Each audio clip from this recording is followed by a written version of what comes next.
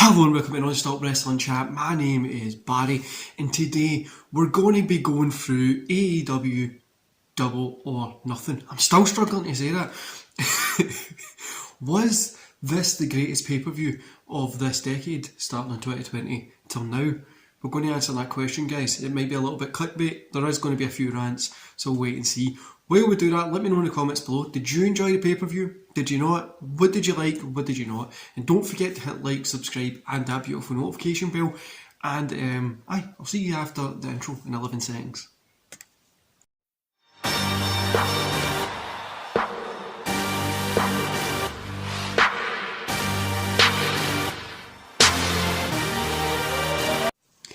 Cool, guys. So before we get in here, let me just give you a quick update on why This Week in Wrestling wasn't on this weekend. I was meant to have WrestleManiacs on, but I've completely injured my shoulder. I've got a rotator cuff, small, I think it's a pull that I've got. The hospital said it's close to a tear. So I've got a long kind of time to let this relax. I'm still going to be going to the gym and stuff against medical recommendations because I can't be in-house.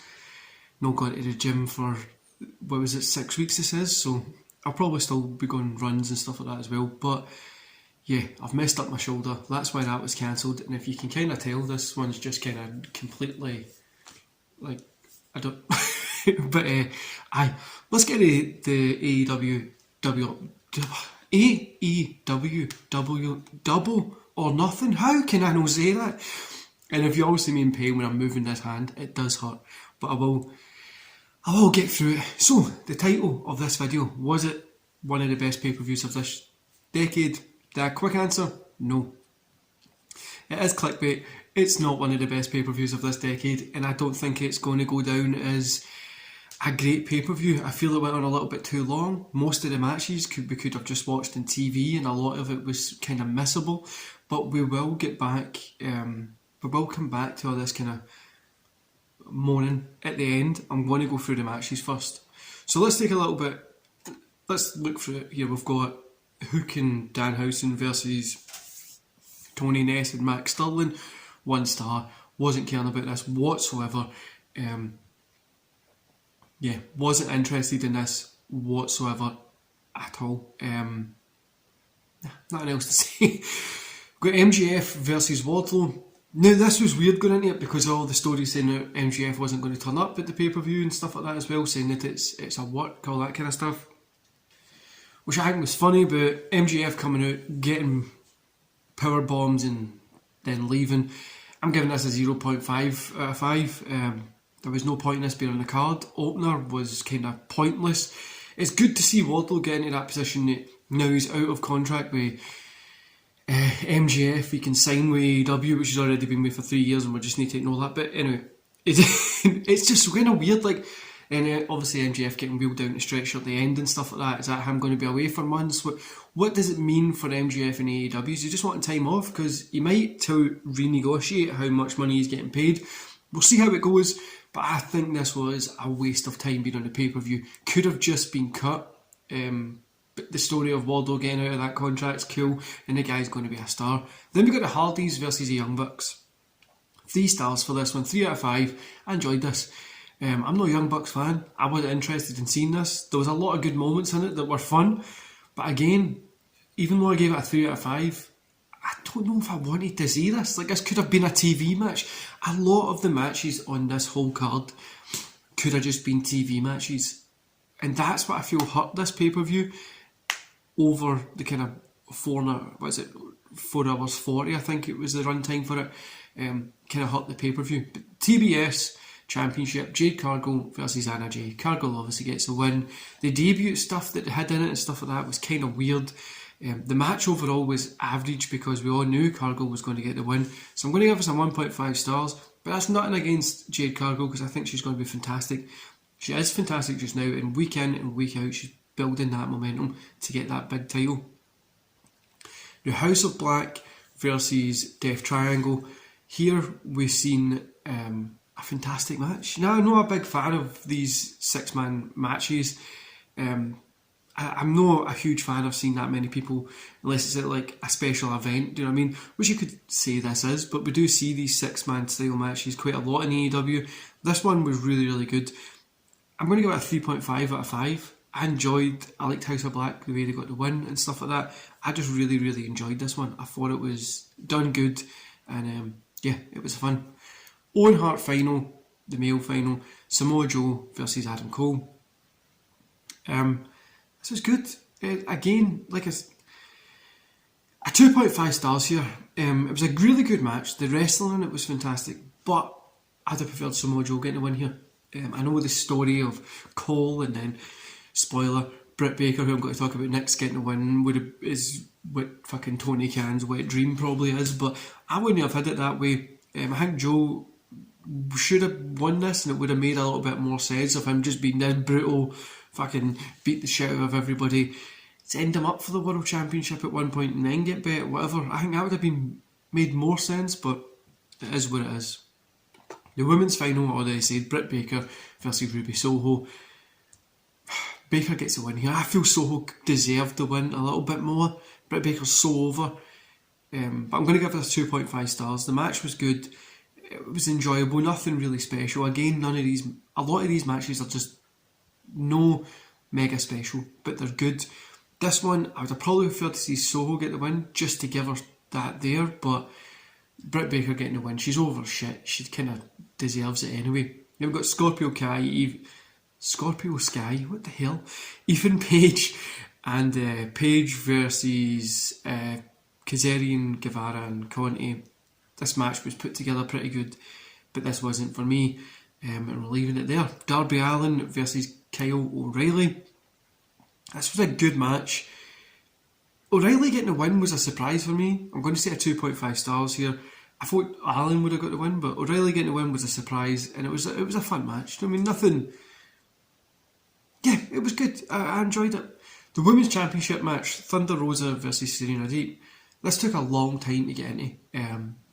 Probably halfway through the match, but I started to get into this one, and yeah, I'm going to say a 2.5 stars. Rosa getting the win was the right thing, but this just took a little bit too long to get into. The Anarchy in the Arena, the Jericho Appreciation Society, Eddie Kingston, Santana Ortiz and the Blackpool Combat Club. I'm going to give this, do you know, I've wrote 2.5, but I've also wrote 3, so I'm going to go for a 2.75. This was a completely all over the place mess. But I fucking loved it, it was weird, like I really enjoyed it, and even though it was a complete mess most of the fucking time, Jericho's team getting the win was a little bit of a surprise, but I understand bad guys going over, whatever. But I really did enjoy this one. Then the AEW Tag Team Championships, Jungle Boy and Luchasaurus versus Team Taz versus Keith Lee and Swerve. Jungle Boy and stuff get the win, 2 stars. I'm not a big fan of these kind of matches, so if they're done really, really good, it's a really good match. This one, for me, it never clicked. Now, I know it had some good moments in it, some good wrestling, but it never clicked for me, and that's just me personally. The AEW Championship were here. Hangman Adam Page versus CM Punk. 3.5 stars. I enjoyed this match. I enjoyed the story of it. But Punk slit him up on the backshot lariat. I think it was twice or 3 times. I think it was twice. The sharpshooter that didn't look very good. The whole Bret Hart, Roddy Piper type, like, no one ever got to hit with the bell. But in this match, it was Page with the belt. I don't know, it didn't feel like, I don't know, I didn't care for it, really. I really didn't care for it. But the match itself was good. It told a story. Punk being the champion, at the minute, I don't think this is the right call. I don't think he should be the champion. But here we are. And we'll see how it goes on going forward. But overall, the match itself, 3.5. I did enjoy it. So the whole show, how are we going to rate it? I'm going to give it a 3 stars, guys. 3 out of 5. Just a little bit better. I'd say it was a good show. I had a ton of fun watching it. But like WWE, I will moan at them for running a longer show. This needs to be called out as well. This show was just a little bit too long, and a lot of it felt like filler.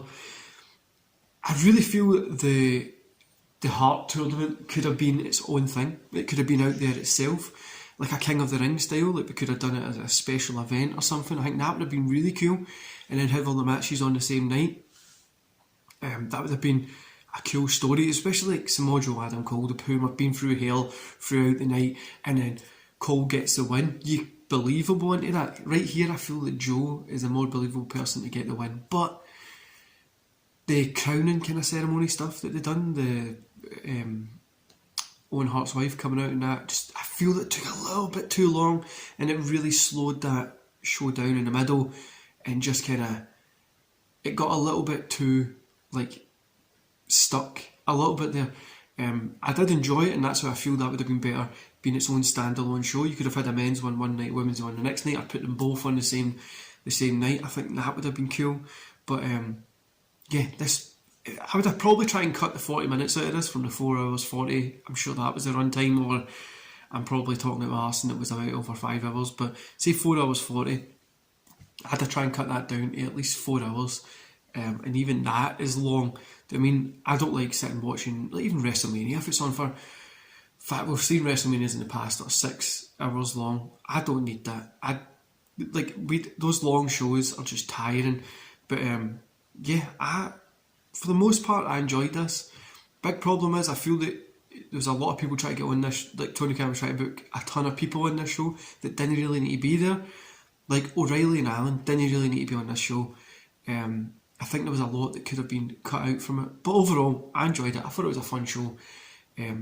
Some good wrestling on it. And like I said, it was an enjoyable show. I wouldn't have picked CM Punk to get the championship here, but it is what it is. Anyway, guys, let me know in the comments below what you thought about... I shouldn't have done that there. Let me know in the comments below what you thought about AEW Double... Fucked up again. AEW Double or Nothing. Let me know in the comments below if you enjoyed it. Did you know? What did you think about it? And what was your favourite match? While you're there, don't forget to hit like, subscribe and that beautiful notification bell. I'll be back to This Week in Wrestling this weekend. And hopefully I don't mess this shoulder up when I go out for a run. Probably tomorrow, because I'm not going to take a day off. Anyway, guys, enjoy the rest of your day. And I'll see you back here some point during the week, because my retro month in review will be up. See you later, guys.